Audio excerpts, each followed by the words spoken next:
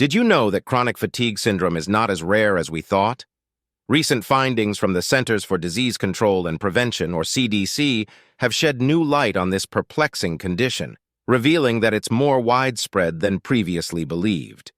A comprehensive report by the CDC estimates that a staggering 3.3 million U.S. adults are living with chronic fatigue syndrome, a number that far exceeds previous estimates.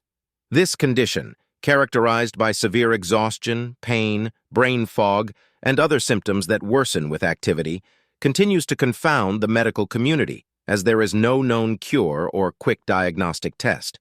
The exact cause of chronic fatigue syndrome remains a mystery. Research, however, suggests it may be an overreaction of the immune system to an infection or other trigger. The syndrome is more common in women and white people, but the gap between genders and races is less than what was previously thought. This report, though enlightening, relied on patients' memories and did not verify diagnoses through medical records. Therefore, it's likely that the estimate includes some patients with long COVID, given the similar symptoms shared by the two conditions. Patients with chronic fatigue syndrome often face significant challenges in receiving care and being believed by healthcare professionals. This struggle echoes the experiences of COVID long haulers, individuals who continue to experience symptoms long after testing negative for COVID-19. In fact, the medical system's lack of preparedness for post-COVID syndrome is indicative of a larger problem in how patients with chronic symptoms are treated.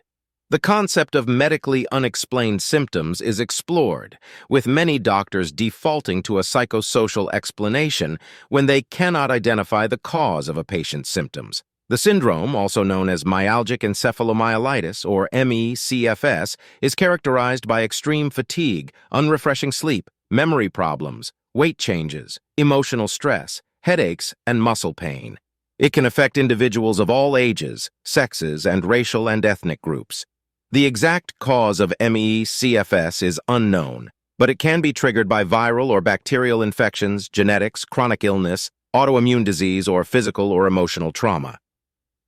Diagnosis can be challenging as there are no specific blood tests or scans available. While there is currently no cure, the focus of treatment is to manage symptoms through a multidisciplinary approach, including medication, therapies, activity management, and lifestyle changes. These interventions can help improve the quality of life for patients. In a world grappling with the aftermath of a global pandemic, the stories of high-profile individuals like Chicago Blackhawks captain Jonathan Toews, who stepped away from his career due to long COVID and a chronic immune response syndrome, highlight the need for more understanding and research into these chronic conditions. As we continue to navigate the complexities of these syndromes, one thing is clear. Chronic fatigue syndrome is not as rare as we thought, and it demands our attention.